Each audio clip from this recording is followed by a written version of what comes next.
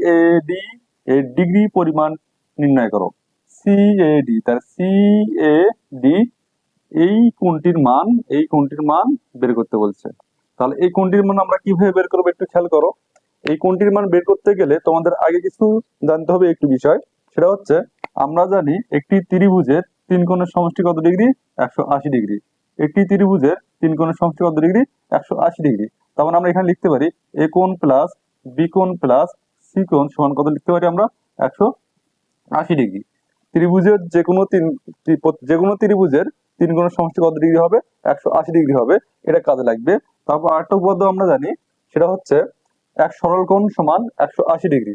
এক সরল কোণ সমান 180 ডিগ্রি। যদি এটি একটি সরল কোণ হয়, এ ও বি একটি সরল কোণ হয়, তাহলে আমরা বলতে পারবো যে এ ও বি কোণ সমান 180 ডিগ্রি। তাহলে এই তথ্য দুটি দিয়ে